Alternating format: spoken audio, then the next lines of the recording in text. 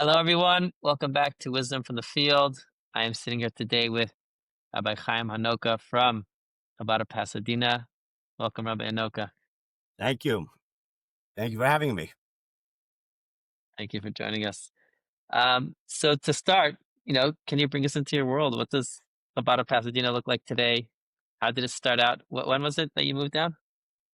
I moved to Pasadena about 30 years ago, moved to LA Wow. almost 4 years ago. I worked for Rabbi Naftali Stulin, Chabad Russian program for almost 4 years before we moved here. And then about 30 years ago, I bought my own franchise, so to speak. Or what should I say, my wife and I. How did we, well, where do you want to start? With how I started or? Yeah. Give us the quick Basically, in a recap. nutshell, I was working for someone else at the time, and I had always wanted to open my own Chabad house. This has been the vision of mine from the get-go. Actually told this to Rabbi Stulin when we first agreed on whatever the terms are going to be, that down the line, I'm going to, at some point, want to open my own thing. So I was looking for various options. Let's go back about 30 years ago actually. So it's almost a little over 30 years ago. And I came to Rabbi Kunin, Senior, that is, who's the head shliach in the area, and everything had to go on to him, discuss with him various options. I came to his office. I'm going to kind of give you the story of Bekitzer because it's a bit of a lengthy story. So he had me looking through his telethon list of various, how many Jews live here, how many Jews live there. Got to realize at that time, I don't know if there were any new shluchim that had moved to California in a little while. There's not a lot of guys in California my age. There's a very small handfuls, a few that are a year or two older, and then there's younger, basically, and one or two guys my age. So it was kind of a lull, unlike what it's like today, where there's a new shliach quite often. So subsequently, I came up with Pasadena. He wanted to know why, and I explained to him, well, it looks like it has a lot of potential. I'm not stepping on anybody on anybody's toes. I'm not near anybody per se. So if I want to make a camp, a Hebrew school, a preschool, whatever. I mean, there's no Indian, no problem at all on that level. Kol haaretz lefanecha. Pretty much. And then there's also JPL, Jet Propulsion Laboratory, which is kind of a division of NASA related to Caltech in Pasadena, which is a large operation, now they fired a bunch of people recently with budget cuts, but they had 6,000 or so employees, maybe more at the time. Also, there's Caltech, the university here. It looked like it had a lot of potential. So I fast forward, I got his blessings. He actually gave me a shtickle yichidus when I moved here. I was in his office. You really want to know what happened. Rabbi Kunin, then after we decided on Pasadena, he went to his back room, back off behind his office. He has the Rebbe's kapata, put on the Rebbe's kapata with a gartel, and gave me a ganze drasha, basically, whereas when it came to shliach, the first shliach he brought out was Rabbi Avram Lebetansky, Alav Shalom, and his wife, Tibar L'chaim Tevin. So the Rebbe wanted to know, first and foremost, to look into their parents, his parents, her parents, and also if he was involved in the mitfachsha and release time. So I said to him, well, like he said, okay, your in-laws, I know, the Reichiks were here from 1949. My father, he knew from 770. I said, and to answer your third question, yes, I did release time. So we were, I covered three bases. He gave me a $20 bill. He once gotten a collection of $20 bills from Reb. I don't remember why, but he gave me one of them and basically gave me a slap on my back and said, get out of here. You'll be open and running by Rosh Hashanah. This was somewhere in the 9 days. I don't remember exactly what day it was. Vav of, was Ayin of, somewhere in that neck of the woods. So I ultimately ended up, honestly didn't know how to get to Pasadena. I was living in LA at the time, but I'd never been to Pasadena. It's not like I knew where I was going. So I bought a map, like a real paper map. I don't know if anybody young enough will even remember what a map looks like. There's no GPS in those days, or Waze, or Google Maps didn't exist. So I went and bought a map, and I drove down to Pasadena trying to figure out where to start. Not like anybody said, oh, we want Chabad to open here. So they called Rabbi Kunin, please send the shliach garnish. So I subsequently got to Pasadena. I remember going to I don't know if you remember what phone books looked like, paper phone books. I remember. Pages from Pac Bell was the mother phone company in the area. I went to the building. I got a yellow pages and I had a cell phone. And I started calling hotels just to find out. I had to start someplace Rosh Hashanah Yom Kippur. I wasn't living here yet. So I called this hotel, that hotel. Finally, I settled on the Hilton, who were willing to work with us. And they asked me, like, what size room do you want to rent? And I was like, I have no idea. I don't know anybody. It's not like, I know I'm having a crowd. Had no clue how many people would show up, if anybody would show up. So I said, give me room for 50 people. I figured that was optimistic, but I'll give it a try. And I bought one of these Jewish mailing lists, which wasn't that Jewish in its spirit, but nonetheless, it's officially Jewish mailing list. I got a P.O. box in Pasadena because I wasn't living here yet, and a phone number from Pasadena, which rang on my LA phone, like the area code here. So it basically looked like I was living here. And I put an ad in like a throwaway newspaper, one of the free newspapers in town. And that was it.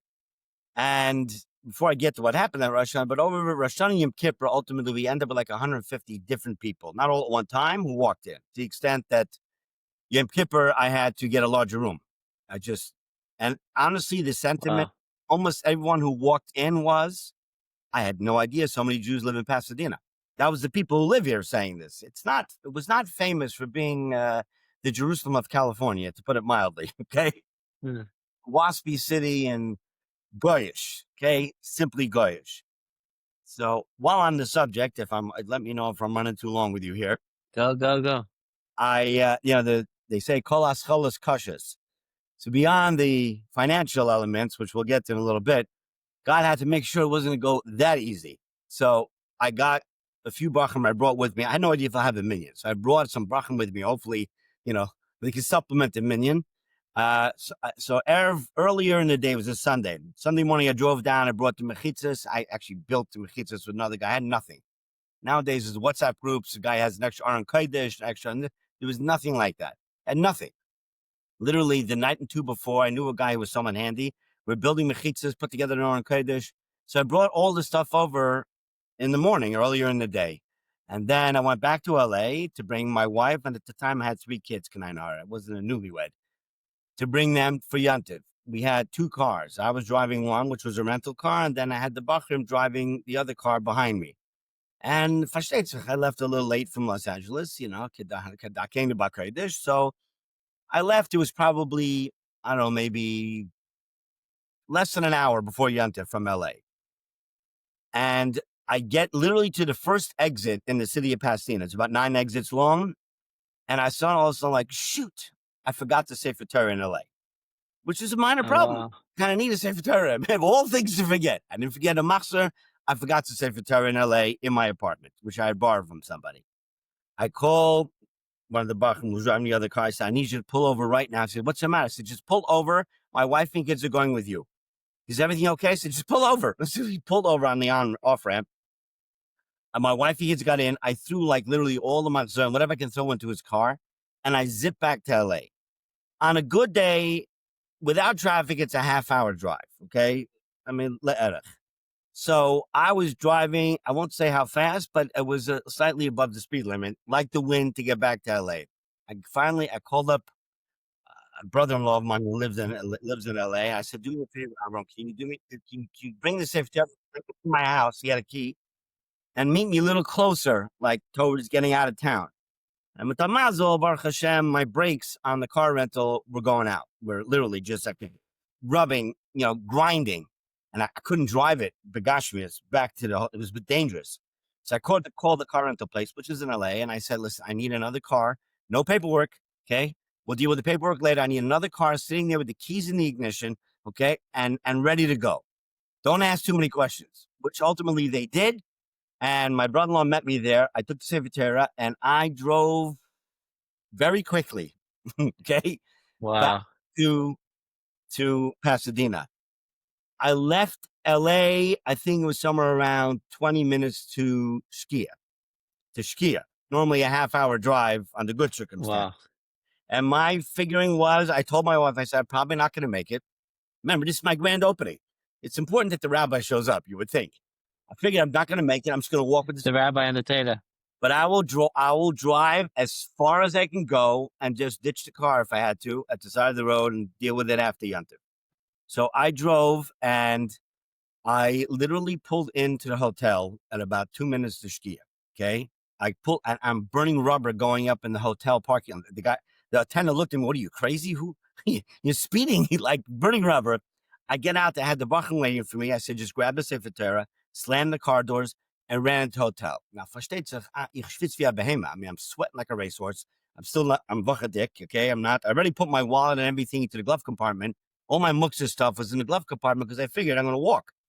But I was thinking, if I walk with a heavy Sefer Torah, every mile I have to walk with a Sefer Torah going, let's say, 90 miles an hour approximately, that takes me 50 seconds, whatever it is, as opposed to walking 20 minutes or more per mile. So I was going to drive it to the end, which I did. And honestly, in my own head, I don't recommend doing this for anybody. But in my head, I figured if a cop's going to chase me, he chased me to the hotel because I'm not stopping on the freeway. Thank God, the Abishad Rahman said did not happen.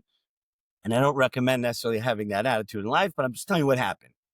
And I come in, there's people like in the hallway and they realize, oh, hi, and I'm like, I have to run upstairs to change. I'm like, I put on a kapata, forget a shower or anything. That wasn't going to happen. But the problem is already yontiv. And, they're all electronic keys. Even to get into the hallways, electronic keys. So I'm running around trying to find a guy to let me into the hallway, to take me up to my room. It was a bit of a balagan. I told the butler, just try and do what you can to stall and get it going. And I came down probably, it was a little bit of a late mincha. And, hi, who are you? Oh, you're the rabbi. So let's see, how was your day? I think, my day. You really want to know how my day was? Okay. That was my beginning. And Baruch Hashem, it subsequently ended up being a very hatzlacha de kiyantiv. But let's just say it started on a difficult note. You started with a bang. I certainly started with a bang. Yes. I think my wife was sure that I wasn't going to make it. She was in tears, literally. It's like, I'm leaving her with 3 little kids to run our first Rosh Hashanah Yom Kippur, and the rabbi's not around. It was not a good picture in her head. Anyway.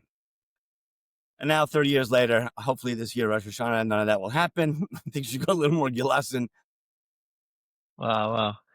So you started off with the Tishrei, and over the first year, how did that evolve? So I wasn't living here yet. I lived in LA. So we took hotel rooms for myself, the Bachran. We couldn't make Kiddushin really in the hotel, make Kiddush and cake, but we ended up cooking.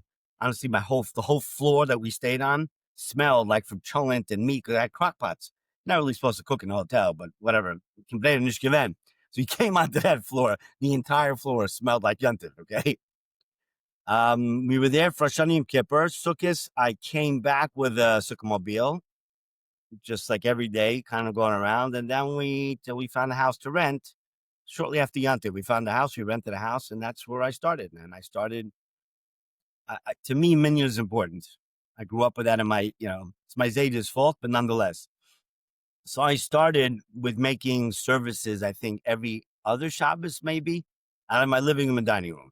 I mean, that was the shul. It wasn't a large home. So I had maybe it was the living room was the men's section, the dining room was the women's section, and that became the kiddush room. So that's how we got going. And then about 8 months into living in Pasadena, I decided I can't do it. I got to rent. Honestly, I have to rent a place. There's only so much I can grow in my house. And I already, Baruch Hashem, had kids. I had people staying over. It wasn't a large home. So I actually went with a balbus we met to a place to rent storefront. To be very honest with you, I had no business renting a storefront because I had no money to pay for the storefront. But we needed to rent a storefront. So we finally found a place. Not sure why they agreed, but they agreed. And I signed a lease on a hope that somehow the Rebbe is going to make this work. And I kid you, I really did not have the money to put down. So the next day, literally the next day, I had Dante Balabas, was a Holocaust survivor who lived here, who I had met, who used to come to shul. And he brought me a check for $5,000 that he got from somebody who was nifter, whatever it may have been. For me at the time, it's still a nice donation, but at the time, $5,000, I put it in a separate account. Literally, this should go towards paying the monthly rent, didn't pay the year, but whatever it may have been. And then maybe a couple weeks later, he brought me another check from someone else for $5,000. So I had 10 grand for that year, which helped pay a good part of the rental. Maybe, I don't know, 2/3 of it, what it was at the time.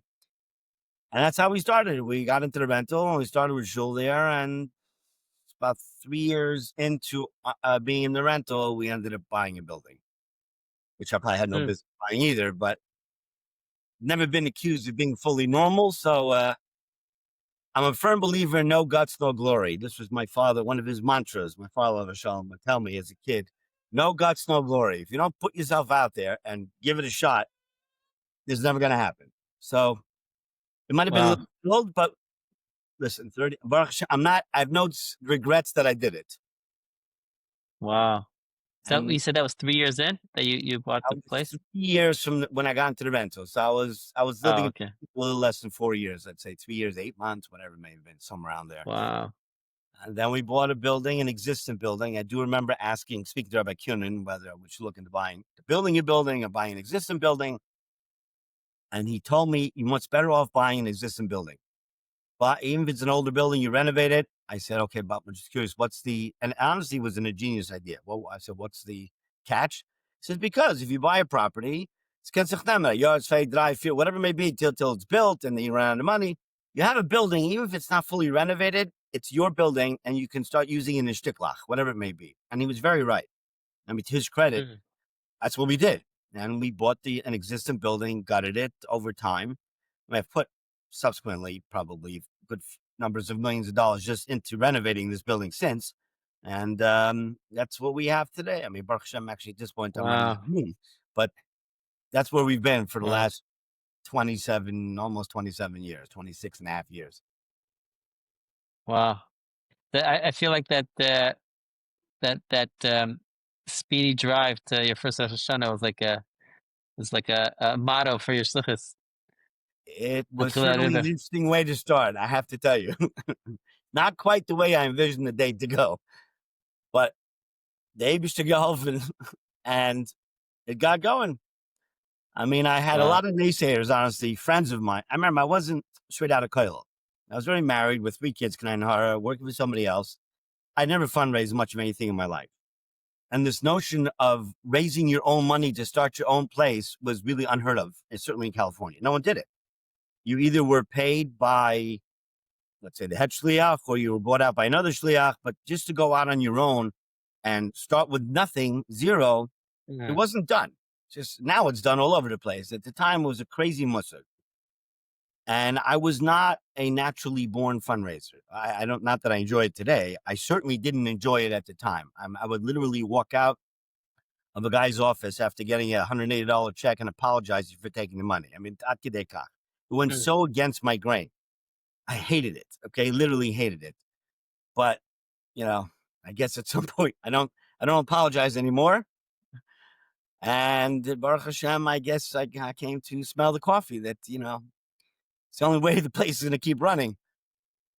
I can't say it's been easy or is easy, but I'm a firm believer in the concept of the Eibusher bleibt nicht gemacht, the Rebbe bleibt nicht gemacht.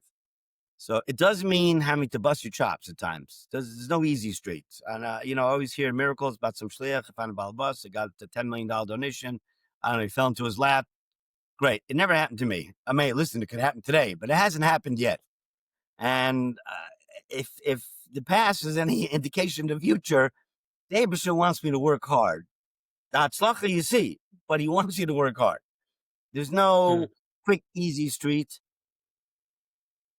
And that's what I try to encourage other people to do. I'm a fan of working hard, period. Not demanding Wow. of others, but for myself. Let's put it this, I'm hard on myself, for better or for worse. Wow. So how did that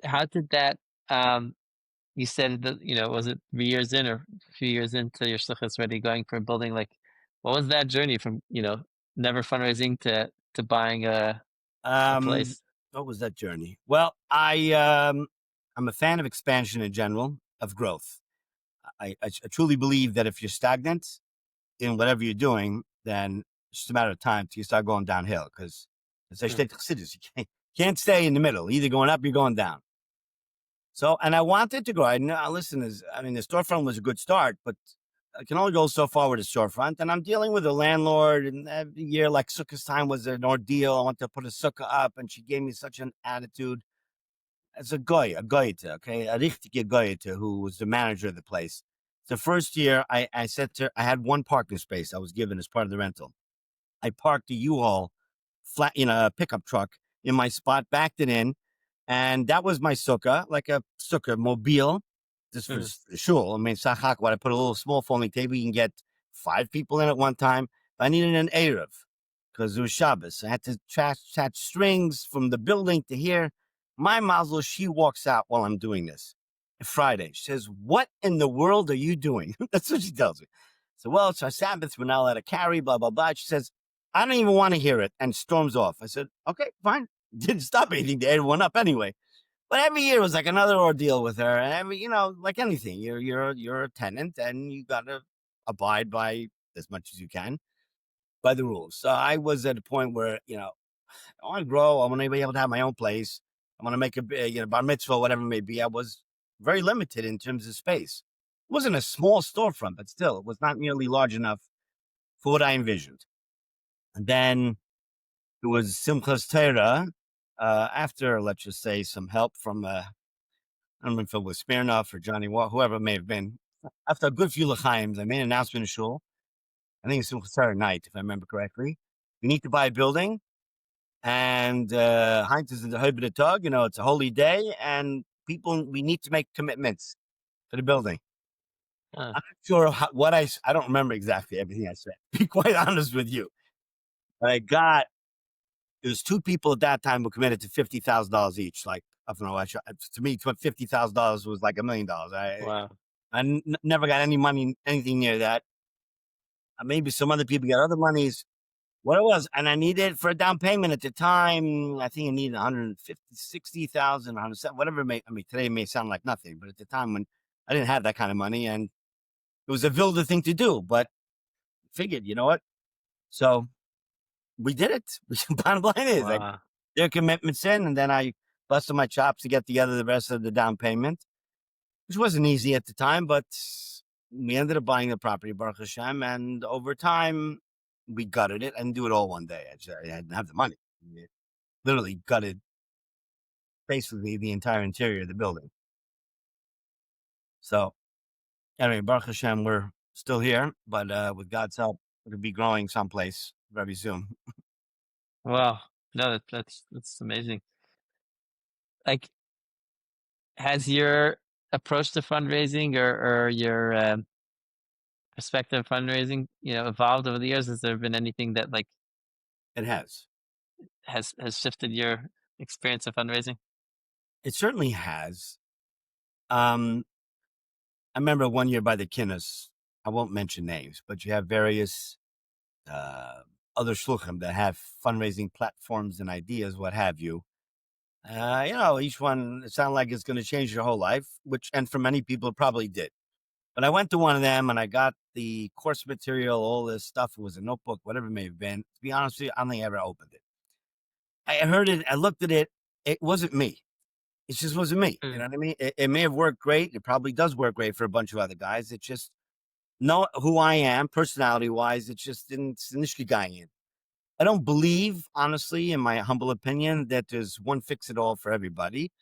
A lot of it's your personality. A lot of it's your organizational abilities, whether you're afraid, not afraid, whatever. Everybody's different. Is coaching important? Absolutely. And I should say, thankfully, that today there's so much more available to younger shluchim in that regard, like, structural assistance, coaching, classes, seminar. None of this existed. When I went in shlichus, it was sink or swim, and since sinking was not an option, then you got to swim, and bankruptcy is not either an option. So it wasn't easy, I'll tell you that, but nonetheless, you figured it out. You had to figure it out. So, not that I'm the best fundraiser by any means today either. I mean, my budget Baruch Hashem has grown exponentially from the last 30 years. But notwithstanding, I tell younger shluchim, as you mentioned, I have other shluchim here. We're kind of 8 shluchim already in this area Mhm. who ask for advice or what have you. And I'm a big fan of trying to help out where I can, specifically to other shluchim. Doesn't preclude other people, but I have a soft spot, if you will, to assisting other shluchim or younger shluchim. And I try to coach them where I can. I'm not a licensed coach or what have you, but motivating them. And the reality is, if you don't call, you don't make the overtures, it's just not going to happen. It doesn't happen by itself. There's plenty of people who you finally you finally get your courage up to make the phone call. And you hope to God that God doesn't answer. You know what I mean? But at least I made the phone call. You're hoping, please don't answer, please don't answer, please don't answer. Because you don't want to ask. And finally, maybe you get him on the phone. You were going to ask him for $1,000 or $5,000. But before you got to get to say how much, okay, so I'll send you $180, okay? And you're like, 180, that's not, but I was thinking 5,000, but you didn't tell the guy 5,000. He's thinking 180, you're thinking 5,000. It's like two different languages. So this is not, I didn't make this up. This, if you have to make the ask, quote unquote, but however you're going to present it, whatever your presentation may be, but you got to get the words out of your mouth. And it doesn't mean that you get it each time. You don't necessarily get it each time. But as I mentioned before, I firmly believe that our job, in this case, the shluchim, is to make kalim. Where the iris will come from and how much of iris you'll get is strictly up to the Eibishter. But you at least have to make the kalim. And that means making the phone calls or whatever they use nowadays. I don't know if the people are emailing and texting and WhatsApping and TikToking and Facebook. Okay? I'm still old school. I'm still a fan of picking up the phone and calling somebody. I do occasionally will text somebody if you can't get through to them or they want to be texted, what have you. But that's what I grew up on. Not, I'm a little behind the digital age on that end of it. I just like to talk to somebody. I'm going to talk to somebody. I like to talk to you I prefer to talk to you if possible. It's not possible. We'll figure out a different way. So I try to inculcate this, to teach this to others as well if they ask. I'm not obviously here to impose my craziness on other people. And this works for me. It may not work for somebody else. Right. For other guys, they need a very structured system or whatever the system may be. And many of them are great. And it's taking guys from the doldrums at the bottom to great heights. And Tabi Alei and Bracha, all the power to them. It doesn't mean I wouldn't benefit. I probably would benefit from learning some new skills. I don't know. It's like trying to teach an old horse new tricks. It's not that old, but still, you get, anyway, that's where I'm at. Yeah, no, I appreciate that. I think two things. First of all, the important thing is to, like you said, there's no one right way, like, there's many different ways to get to, you know, to get to where you need to go. And like, there's different personalities. So like having the thing that works right for you is the most important thing. You have to The use other, your cushion. right. I am more of a people's person. I'm terrible with paperwork. I just know that. I'm not good with paperwork. I'm allergic to it almost, okay? I can do what I have to do it, but it's not my strength. I know it's not my strength. So, Baruch Hashem, I have other people that deal with the paperwork ends of things. I'll do the talking to the people. That end of it. The back end, I'm not good at. Right. Right. Um, Let me ask something. I had a question I might a second ago. Oh yeah. Are Do you having you bring? a senior moment? Sorry. Are you having a senior moment at this age? I just want to know when you're allowed to have one senior moment. uh, do you bring that approach of chatchila liber into your fundraising, and do you have any stories of that kind of that might demonstrate that? I do. Yes. I mean, not necessarily Vild crazy. It should be, Kalen to take an hours to tell you It's whatever. like other than the Simchas Torah capital campaign launch. We built a mikveh here. I'll give you an example. Okay. So Pasadena, as I said, is not, I jokingly call it the Jerusalem of California, but not everybody else knows about that yet. But I really wanted to build a mikveh here. And it's a large project, all said and done. The mikveh is built, but it's an independent building. It's not connected to the Chabad. It's on my property, but it ended up being a much larger project than I had ever anticipated. And there was certainly not enough interest/money locally to build a mikveh. It's not borrowed. How much? What's the ballpark? How much? It ended up running, by the How much time are it you was done, it was talking? like $1.3 million. Hmm. So it was more, and this was then. I mean, now it'd be, I don't know what it'd be, probably $2 million, whatever it may have been. But so it took a while. Dug a hole, what have you. It was an expensive hole. It was a $50,000 hole just to make the hole and do shoring, whatever it may have been. And dealing with the city was, let's just say, it was not a pleasure. They had no code for mikveh. And I'm on a commercial lot. It's not my house. So, is it a pool? Is it a public pool? Does OSHA get involved? Do you need health permits? Blah, on and on and on and on. And they didn't know what to do with it, So I'm busy going back and forth. I have to say the Abisha helped in amazing ways. What we were able to accomplish with Brachas Momaila, L'mayla min hateva on a regular basis is this shluchim. Okay? Now, I guess I can tell the story publicly at this point because it's already Havar's Monday. So what's going to happen? But make a long story short, I'll give you one example. Once the building was up, we'll get to the money in a minute. So I had final rough inspection. It's a major inspection construction. It means that all of your electrical is getting inspected, your plumbing, your HVAC, all that stuff. And then finally you can close up the walls. So the way they typically do this is they put in your HVAC, your air conditioning, heating, all ductwork first because it takes up a lot of room in the crawl spaces, and then your plumbing, electric, etc. It's all in. I have an inspector comes with it was a senior inspector who I knew already because he had come a bunch of times, and he comes with like a trainee, and he looks at me. He says, "Rabbi, in the city of Pasadena, in a commercial building, you're not allowed to use soft acoustical material. It means like the soft hoses, what have you, for your air conditioning. You have to use sheet metal, like hard, and it's all in." I'm like, first of all, I had no idea. He says, "Yeah, but the guy installing it should have known." I said, "Well, it's all in. I mean, I'm thinking in my head now, it's going to cost me 15, 20 grand just to rip it out, let alone and there's no way in heaven I'm taking it out. Not happening." I said to him, "Well, we got to figure this out because it's all in already. I'm taking it out is all the pipes are in, and electrical and the plumbing. I mean," he says, "I don't know, Ahin, Arab, whatever it is. It's still okay. I'm coming back tomorrow. I had some other tikkunim to make. I'm coming back tomorrow. It's a Friday, and to inspect those other things, we'll talk." He comes back the next day without this trainee, and then I fix the other things. And he says to me, "So you told me that there's like another rabbi in New York that has to give his blessings, to make sure this is going to be proper to use even after the building department signs off." I said, "Yes." He says, "So if the rabbi in New York said that in order to make it a kosher mikveh, you call it, right? You have to have soft acoustical material for your HVAC, then we have to listen to the rabbi, don't we?" And I'm thinking to myself, did he just say what I thought he said? My son's standing next to me.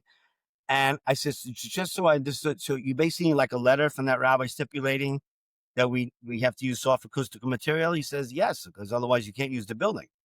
I said, "Not a problem." Within a day or two, there was a letter from that rabbi stipulating we needed to use soft acoustical, whatever. I didn't give me one, Wow. but it was one thing after the next. I mean, Wow. hoops after hoop. When it came to money, I jumped in, honestly. I didn't have the money to build a mikveh. It's not like I had a donor son give me $500,000 or at least an anchor, so to speak. I didn't. I Did you was know what it would cost when you dove into it? no. I was under the impression it would cost me $500,000-600,000. So Wow. I used Rabbi Katz, Katz, Rav in Borough Park, as the Rabbi Machshir. Initially, I was not planning to build a men's mikveh, just a women's. So he tells me in Yiddish, says, "The husband of us will listen to mikveh." I said, "Well, if you got, I have a daily minion, Baruch Hashem." So I said, "Maybe if you," he says, "As ein Frau kimt daran in mikveh, und sie gefindt sich ein Hure von a Mann," says, "the ganze mikveh teugt nicht." Says, "You cannot have men use," he's very against having men use a woman's mikveh. He said, "The Wills darf sich bauen for the Ben euch." Well, it's another, I don't know what it costs for you, another probably $400,000. Bottom Yeah. line, it's one building, two completely separate everything, two separate bar tefillah, showers, entrances. I did it. I mean, and truth is, it was the smartest thing to do. Cost me a lot of money because Baruch Hashem, once it was open, there's guys for the men's mikveh gets used every morning. There's besides the shluchim, and now there's more shluchim. Wow. There's also balabatim who started to go. Some of them go every morning before davening, which they would never have done beforehand. The other ones go Erev Shabbos. And, men by nature are not as hygienically inclined as women. I put that nicely. And the women's mikveh would look like, I don't say what it would look like if men were constantly using it. So I know that's not true in other places. There are places that men do use it. I'm not here to judge or point fingers. I'm just telling you what happened here. When it came to the money, I had a meeting with a big balabas who I didn't know well, but he expressed interest. He's willing to meet with me. He came to Chabad House, him and two of his buddies. And we were talking the 6-figure donations. That was what was more or less the unsaid said on the table. Right before I met with them in Chabad House, I spoke to Rabbi Schusterman, the Rav, Rabbi Yossi Schusterman, who told me just you have to make sure that it's clear to them that your mikvah cannot and will not be used for any gear purposes, no conversions whatsoever. Fine. So we're having the conversation. It's going well. We're talking the money, and it was going to be a large amount of money from from one guy, one group of people. And sure enough, he says to me, "So what's with the conversions?" I'm like, "Oh my gosh!" It's like I literally had this conversation. I was just 45 minutes ago. I said, "There's no conversions done. You're not Orthodox, conservative, Reform, nothing. No conversions whatsoever." He says, "So what do you need it? What do you need the mikvah for?" I mean, in his mind, the only reason you need a mikvah b'chlal is for conversions. I didn't know at the time that his daughter-in-law, somebody in the mishpacha, went to a convert, not from a conversion. Right. The women marry women. He says, "Nah, in Pasadena, who's going to use that out here? That's like an old-fashioned thing. No one's going to come." Bottom line is, the money went right out the window. He gave me Oh, nothing. wow. Before he left, I Wow. was going to put on tefillin. He was asking me to put on tefillin, how much he did, but he refused to give me a nickel. So I walked away Wow. from a lot of money. Okay, but you know what? I figured I literally just had the conversation with the Rav, not 20 minutes before they Right. walked in. And I said, you know what, Ebisher, your Kol Yochel, they're not meant to be Zoichet to be Mishtatif in it, and they'll have to come from someplace else. It's not like I got a check the next day from somebody else for that kind of money. I didn't, Wow. but it was a bummer. But life went on, and Baruch Hashem, it got built. Didn't come easily, but it got built. Wow. What, I think that's a great story, but it could be, I'm sure it happened more than once in your It has happened. shlichus, people that you have, you expect something and they turn you down. Invariably, anybody's going to have that happen at some point or another. I mean, Okay. you just hope it doesn't happen to a large ball of buzz. Right. Right. I mean, listen, shlichus long enough. At some point or another, this balabas of mine who helped me out with that original $5,000 when I rented the storefront. So Nabach is, as a kid, who was married to a Nishkin Yidden there, Al Pi Halacha. She went through also like a conservative conversion. And this guy from my community, Ervez Besser, you know what I mean? He was Holocaust survivor, was from, his mother went to Auschwitz or Shetel, Akadekach. But he came here and Nishkin Gansu Shem B'Shabbos, let's say.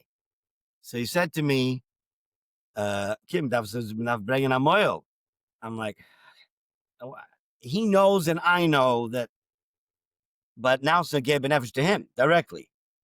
And I said to him, listen, I can't was all the time. I mean, I'm between a rock and a hard place. And at the time, he was certainly one of my bigger balbatim, okay, on a regular basis. Not just him himself, but he also got a bunch of other people to give money, what have you. He got so upset. He literally was out. He wouldn't talk to me for months. Mm. Would not show up in shul. He didn't come to Wow. shul like I didn't exist. It was really painful because beyond him financially helping me, it was like a nunti yid. It was like a hamish yid, you know what I mean? Who understood where I'm coming from, erat hashenim yiddish, all this stuff. He'd sit with my shviger, who was also a Polish, they talk about the Alta Zeit, and they lived not far from each other. He was in another country, whatever. Make a long story short, it was really painful at the time. But as I had this given, what was I supposed to do? I can't compromise. You can't sell your soul to the devil or whatever the Lashon is. And it's what it is. Halacha is halacha. I didn't write the book and I can't change the book. I tell it to people all the time. Mm. Have I lost money, opportunities, or monies in the past because of this? Yes. I mean, Apiteve, absolutely yes. Did the Abisha make it up someplace else? I'm sure he did. He has his own cheshbainis, and the Abisha doesn't give me a dim cheshbon. But Yeah. it's happened. It's happened more than once. It's happened more than twice. Wow. And you feel down about it. I had another very big one Balbat who giving me money when I bought the building. He was an interesting guy who moved there from another city, older man, very, very wealthy. I started learning with him every week in his office. He lived like 20 minutes away. I drive there every week. We learned together, whatever it may have been, and he give me a check every week. It's a shame you give him.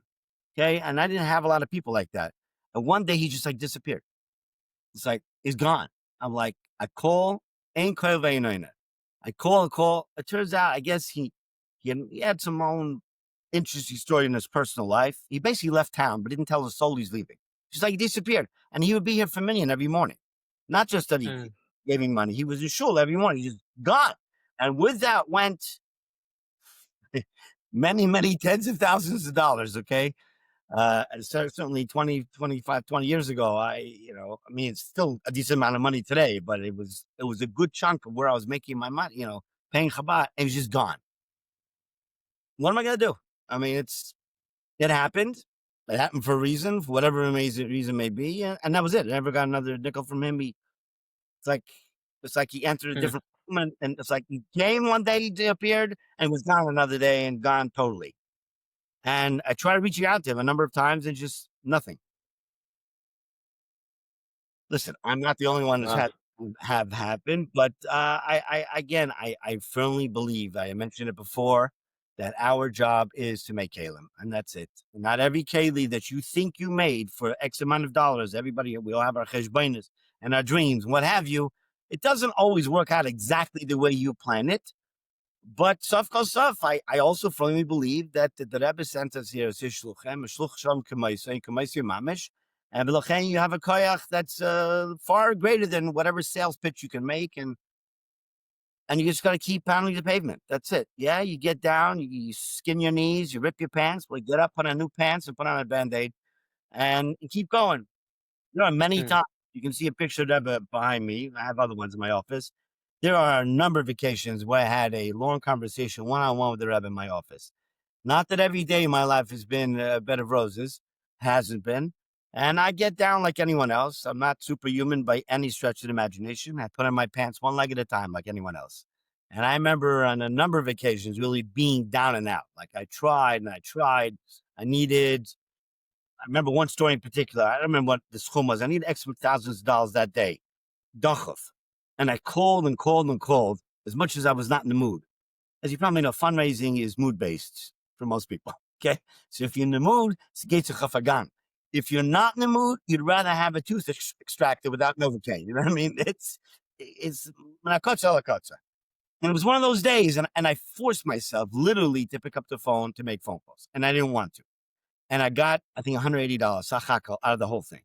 I was really bummed. I was like, I had time. It's like the Rebbe, okay, Medaf Machan, you have to put yourself forward. I did. You're sitting here watching me doing this and garnished. And I went to sleep that night, not feeling overly great. Okay. So the next day, one of the guys who told me no literally called me back on the zone and said, honestly, I felt bad a whole night that I told you no.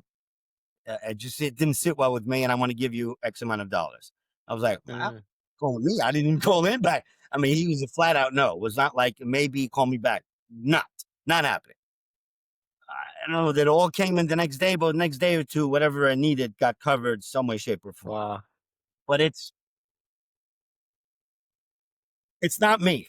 Honestly, I firmly believe it's not me. This is literally putting your best foot forward. The Rebbe undoubtedly is not an easy boss. Okay. I don't mean to sound sacrilegious, but demanding. But that's who the Rebbe is. But with those demands, the Rebbe brings out in us koichs and chushim we never thought we had. Okay. Mm, Everybody has their fears. Everybody has their insecurities. Whatever it is, doesn't make a difference. And the Rebbe just somehow took those fears and takes those fears and anxiety. You allow it to happen, and you begin to see that this is havalavolim. A lot of it is self-perceived in our own heads. We always think, what do I look like to somebody else? Well, you often look like what you think about yourself in your head to somebody else. Kamayim upon. So if you walk in unsure of who you are and what you are, not believing in your cause, well, that's what's going to come across when you're selling your product, no matter what it may be. But if you believe deeply in what you're doing, and it's not me, it's not my house. I always tell this. I tell this to my kids. Okay, my young kids are, Ty, you're a multimillionaire. You have a building's worth this, $5 million. I said, first of all, it's not my building. I try to tell them, the Chabad house is not my building. I happen to be responsible to pay the bills. It belongs to the Rebbe. It belongs to the Olam. It's not my building. Well, whatever. So I'm not in this for myself, like any shliach. I'm not doing this because this is an easy job. probably could have found many other jobs to do had I wanted to after Kollel, other than going shlichus. But I never looked back. To me, it's the greatest bracha to have the shlichus to be a shliach of the Rebbe. It's not easy. Never was easy, but never look back.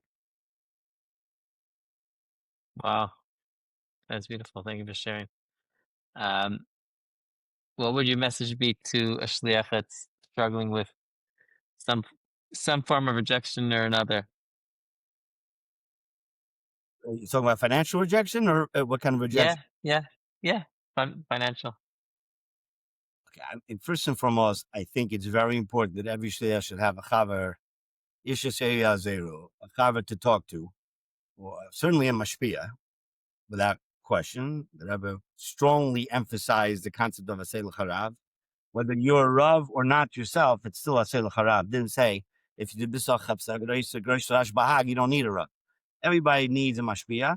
And frankly speaking, a good friend or good friends. And Kitzchai in the hearts. Even honestly, something just getting it off your chest already is a halba refuah.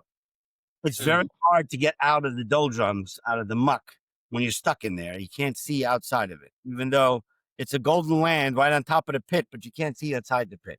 So that means mm, sometimes you need someone to help schlep you out of the pit. And you begin to realize, it's not as bad as I thought it was. This actually is possible. I mean, I'm now helping out a shliach who's having a hard time fundraising, has had a hard time fundraising, and continues to have a hard time fundraising. But at the same time, doing my utmost to try and motivate him, and he begins to see it's working. When he actually mm, works hard and does what he has to do, it works. I said, "Boy, it's just not rocket science. I didn't write some new book that didn't exist. It does work. It doesn't always work exactly the way you think it's going to work, but it works. It's a proven method. You don't have to reinvent the wheel. So if you needed this system and that system, fine. Whatever speaks to you. And as I said, and you mentioned, everybody's got their own, gang, whatever path works for them. And what works for one doesn't necessarily work for another, but find something that works. And if you need a coach, of which there are shluchim or people around that do coaching, so then do that. The fact that you're a shliach out there is because the Rebbe believes in you. You wouldn't be a shliach otherwise. It's not by accident. I don't care if you went out after Gimel Tammuz before. Mach shikhrlik. If you're zeicha to be a shliach of the Rebbe someplace, it's because the Rebbe knows and believes in what you do. You just have to believe as much in yourself as the Rebbe believes in you. And that's doable if you want to allow it to happen. Sometimes it means a good farbrengen, basically red in the hearts, whatever it may be, mm. however you do it. I don't know if there's a one answer for all, but I Yeah, think I think that's beautiful. Daigam levi shesechena, right? What's the lashon hayim? yeah, exactly. Lachedim baguf, they're only Exactly. separate baguf, but they're 100% true. right. And you honestly, and often more often than not, when someone has a tzara in their book, they think they're the only one. I'm the only one. Everybody else seems to be having this major successful, what have you. I mean, this is a pet peeve of mine. I'm going to say it anyway. I might get in trouble for it, but who cares? I'm Molech Gezeiten by the Kinder Shluchim. It's changed, by the way. But years ago, they would get a shliach to get up there, and he would talk about his accomplishment. And we had 10,000 people for Purim, and we had another 6,000 people that came to our Tisha B'Av service, and we raised $50 million. Whatever it may have been, Alan Nisim and the flies for Chuli. It sounds fantastic, like the man walks on water. Maybe the wrong comparison there religiously, but whatever. And then, but most of us are looking like, this is not the life we're living. But 99% of the people in the room don't relate to this. We're struggling. We can't pay our mortgage or our car payments or schar limud, whatever it may be. I mean, and Baruch Hashem, to the credit of the Vada Kinnis over the years, it's changed dramatically because it's not just my own sentiment. This is one of a pet peeve I have, but it is echoed and shared by many that I have spoken to. And they're all in agreement, unless they happen to be the guy that's the one who built this, monstrosity, built a city for his Chabad house. So the truth of the matter is that most of us struggle. Honestly, most human beings struggle. It's not, if you don't struggle, it means one of two things. Either you're a complete tzaddik gomer or you're dead. So you got two options. Ade b'sachat tzaddik gomer is from Michael Zayn. Ibnisht, to struggle as humans, the way the Abisha made us. Who made us in such a way, Right. we have to struggle in different ways. But whatever it is, But along with those struggles, the same Abisher that gave us those struggles also gave us the tools to overcome those struggles. And it's a matter of taking them out of the toolbox, dust them off, and figure out how to use them. And if you can't figure out how to use them on your own, then as I said, call a friend, call a lifeline, whoever it may be, a coach, and they'll help you. You already have the tools.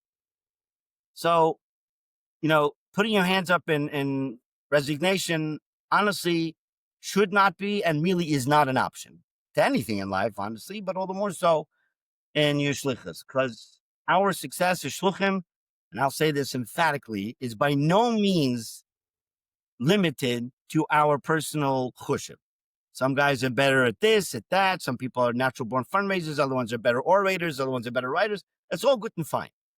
But the best of the best are only so good because it's a bracha u'mayla that then the Rebbe somehow gives a koyach to his shluchim and shluchais to do things which are not normal, honestly, for most people. They're not. So if a person is out there and is struggling, and my heart goes out to them, there's help out there. And I promise you, you're not alone. You're not alone. You have to know you're not alone, but it does require doing something, maybe just picking up a phone. Or if a chaver knows about somebody else having really hard times, let the chaver reach out. They should at least do that. I mean, sometimes the guy can't pick up the phone. He's too embarrassed. He's got whatever. Everybody's got their own parsha. But if you're, I think that's a beautiful message. Who's a chaver of yours that might benefit from a phone call. Asking yourself. when you ask a guy how you doing, a friend of yours, don't just say it casually. How you doing? If you know somebody, if you had some whiff of something that the person's undergoing, they may not want to tell you lechatchila. But as a good chaver, obviously you can't pry, but you get the message pretty well. If you're a roommate with a guy in yeshiva, you probably know him quite well, better than his wife's going to know him, to some degree, with all of his nuances and whatnot, until further on into marriage. You know the guy, you understand, you can read between the lines. So pick up the phone and be there. Be there for them. Honestly, if it's doable, let's say there's a shliach struggling out in the middle of nowhere, wherever it may be, and there's no other shliach around him within, 500 miles, 300 miles, wherever it may be, and he's not in a position to get himself up and out or even out of bed. So if a good friend, honestly, get on a plane and fly to the guy and come and visit him. Don't wait for him to beg, somebody to help him out. If you know someone in such a situation, I'm not saying it happens regularly, but it does happen, and you know that you can be of help to them. So get on a plane, get in your car, whatever it takes to get there, spend a day or two at whatever cost it's going to cost you, because I promise you it's an investment that will bear fruit for the doiras. That's a true chaver. So, and I would do the same, honestly. I'm only preaching what I would honestly do for somebody else, and if God forbid I needed it, I would hope someone would do the same. Wow, that's beautiful. You just remind me. I just heard this recently. Apparently, the Rebbe asked Rabbi Chaim Hanoka once about, because Amish Schechter was living in Philadelphia. He asked him if he's in touch with him. He's like, and Rabbi Chaim was like, yeah, sure, he's my good friend. He's like, how's he doing in Parnassa? And Rabbi Chaim was like, I don't know. And they said, he's a good friend, and you don't know how he's doing in Parnassa? He looked like, yeah, I heard that story, but it's true. How good a friend are you if you have no idea what's going on in the other person's life? Doesn't mean you have to know everything what's going on b'chadar chadorim, but if there's an issue, a glaring issue, then a good friend should be able to know. And it's important. I think it's very important. Shluchim should talk to each other, to get together with each other, if possible. If you're in an area where you can get a group of shluchim together for a lavamalka, a gathering, whatever it may be, a hakel, whatever it is, you understand each other. You understand each other better than any other psychologist isn't necessarily going to understand another shliach. Because it's a nuanced life. It is. I'm not saying that psychologists or therapists can't help. They do help. But to understand midayim v'yayim, what it takes, another shliach, a neighboring shliach or a friend is going to understand you probably better than anyone else. And even just, as I said, getting it off your chest is already a major load. And then more often than not, I know this with my own friends, my own shluchim. Okay, we're a little older, but if there's someone in our age range that has an umklik or whatever it may be, or difficulty, one guy usually posts about like a class WhatsApp chat like everyone else. So-and-so is having a hard time. He's not going to mention it. Can we put together money for whatever it may be? to help them out with this, that, whatever it may be. And guys, typically speaking, will give. Particularly, we should give to everybody. But if it's a friend of yours and you had no idea they were struggling, someone reaches out. So you do what you got to do. And when that person receives that schum, in this case, it was a financial thing, it's like, wow, people actually care. There's the money, but it's knowing that there's other people who you don't have much to do with on a daily basis, other than the fact that you were classmates 35, 40 years ago, whatever it was, but they care about you. That in and of itself is a tremendous nechama and halba refuah. Wow. Wow. That is very beautiful. Yeah, I'm glad the conversation went this direction. I think it's an important message. Um, do you mind if I ask you a question in a different direction? You can ask it if you like. We'll see what I'll answer. So you mentioned that you have Baruch Hashem, many shluchim under you now. Is there any of them that work in your Beis Chabad, in your Meisid? I have a number of yes. Well, I have other people beyond my kids, but I have a number of my kids. I have 2 kids and their families working in this Chabad itself, and another 3 that have their own Chabad houses, 5, 6 miles this way. It's on the other way. Someone's even further out. But 2 of them work in this Chabad itself. Beautiful. So if it's okay if I ask, just curious to understand how it works, like, are they totally, like, is it financially, are they totally dependent on your Chabad, or do they have like their own So budget within the Meisid? the ones that are running their own Chabad houses are responsible for their own budgets. I'll help out where I can, when I can, but by and large, they're responsible to raise. I'm not in a position to be able to take on so many more salaries yet. The ones who work here, so one I pay for whatever the salary, and one, the arrangement was that he wanted to raise his own money. It's more of a unique relationship in that regard, financial relationship, but that's what he wanted, and we made it work. I mean, it takes having clarity and trust with each other. That it's like which balbatim, who's your balbas, who's not the balbas, all the things, all the questions that will come up. Right. Listen, Baruch Hashem, it works. It takes working out a system that will work, and Communication is very important. Number one, and listen, all said and done, I want them to succeed. Any of this, I mean, if I have a shliach that we brought out, I certainly want them to succeed. I mean, their success is my success. You want to put it that way? People sometimes, just to go off on a slight tangent, unrelated to the financial end of it, and I get phone calls from other shluchim or a little older, about wanting to bring out their kids, in-laws, whatever it is, and how do you make it work? And sadly, it doesn't always work. Okay, there's enough stories where it didn't work well. And listen, I don't have the magic potion here, but I am a firm believer in, not just when you bring your kids, any shliach, that you have to give them and they have to feel a kav shalai. Don't sit over them. Don't micromanage them. If they need your advice, obviously you're there to help them, to guide them, v'chuli. But if they're running whatever their job is, whatever their project may be, it needs to be theirs. And you're there to support it. You become support staff. So if they're running your program, I'm not the one in charge of the program. I want them to be front and face in front, their pictures, papers, I don't care, whatever it is, I'll stand in the back. I'll come. I mean, I'm making a strong effort to come to all whatever pool it may be, but I don't want, they should get whatever recognition / attention, whatever word you want to use, for what they're doing. And I'm a firm believer in that. And obviously it's hard for some people. You built up the meisid, your sweat and blood, whatever excuses you can come up in your head. But all the time this person may have, but you brought them here, help bring them down, then you have to give them everything you can to make them successful. And if you're going to sit there and make their lives difficult or miserable or angry, whatever it may be, it's not going to work.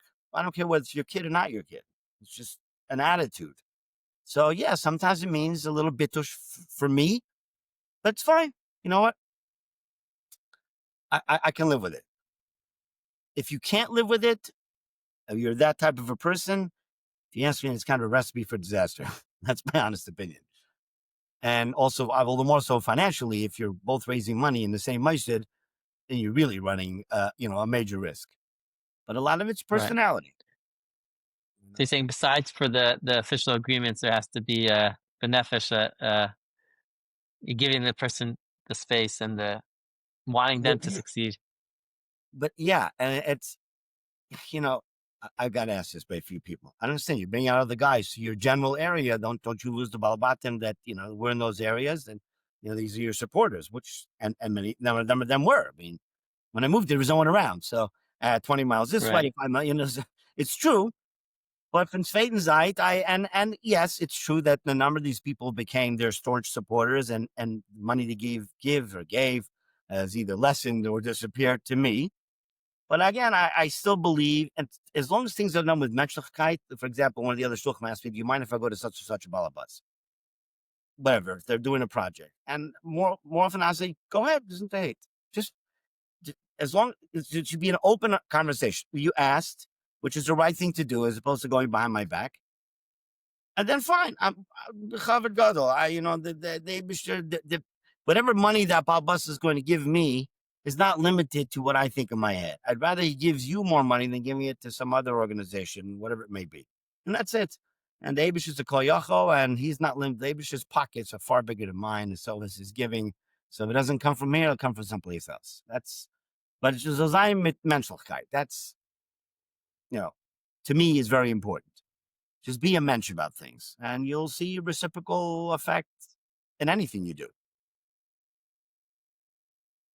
Yeah, beautiful. If that I answers the I question. think yeah, no, sure. I think the point that I'm seeing between the lines is that like for it to be successful and work, whether bringing shlich in your message or around hulu, you have to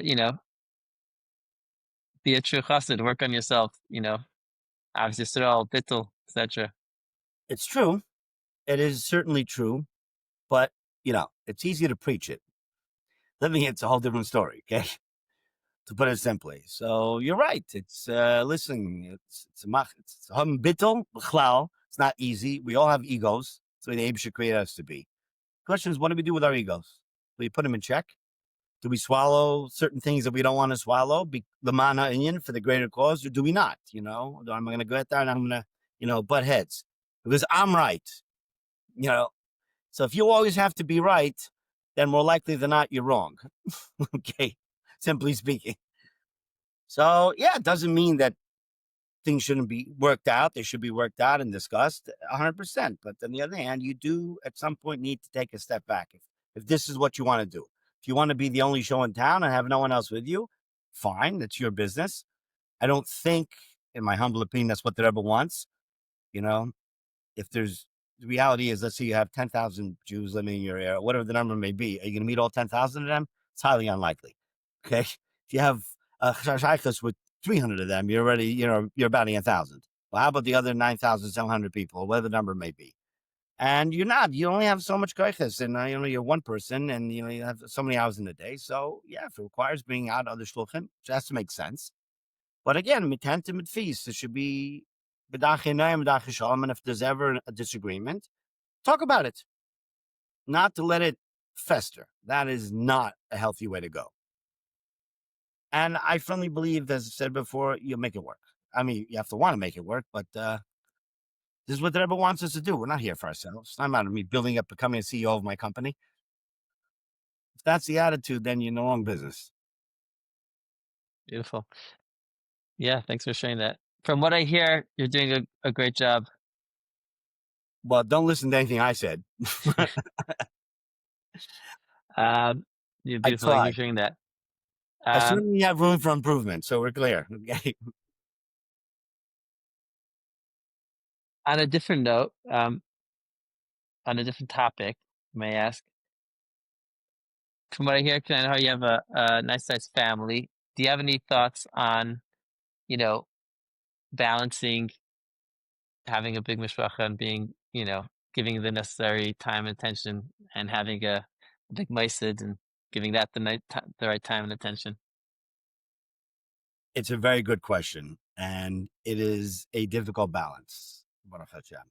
Look, I mean, okay, my youngest at this point are 14, so I'm, you know, I'm finishing up carpools. My last year of carpool, Bez Hashem, then this year Zana Gracie Kiddush. Okay, I'm doing carpool for 30 years, and so it's a 2.5 hour loop in the morning, 2.5 hours in the afternoon. I don't Wow. usually do both, but it's a lot of time on the road. To answer your question, it is definitely a balance. Do I have regrets that I didn't spend more time with my kids? I tried to make it a point, particularly when I was younger, I had a little more energy. Like on Sundays, befrat, of taking the kids someplace, going out with them, wherever it was. We went on wherever a trip, Ahin Naher. I might have done other cross country trips with them during the summer. I literally drove around the country twice with the older half Wow. of the generation family. The younger ones don't know it. They hear stories and they have tinnitus. How come we didn't go? We don't go. Well, the problem, I don't have the energy to drive anymore, 8,000 miles necessarily, or the time, but whatever. But I try my best to give that. To give them whatever I can. Do I have regrets? I would say the one regret I had is I probably didn't spend as much time as I should have and wanted to learning with my kids, my sons, Befrat. Hmm. Like not just homework. So part of it's my personality, spilkis, whatever it may be. And, they inherited some of those genes, apparently, some genetic predisposition to that. But that's my onus. You know what I mean? If I really wanted to, I could have, and I didn't. Not that I didn't do it at all, but I didn't do it as much as I probably should have, and I would have wanted to. Yeah, I was busy. I mean, it's true, but I can always use being busy as an excuse for everything. I'm in the office. I've been busy. Duh. Okay, well, if it's a priority, then you find yourself being busy with your kids. And as the old saying goes about Pesach, that the dirt is not chametz, your kids are not the karbanos. So, not that you have to talk to my kids, ask them what they think about this, but I tried hard, okay, and I still do, to make sure that my kids don't and never felt somehow that they were lacking because they were stuck on shlichus and in some whatever it is, maybe didn't have friends here. They didn't have classmates, friends. Shabbos, you're stuck at home. You're busy playing with each other and fighting with each other.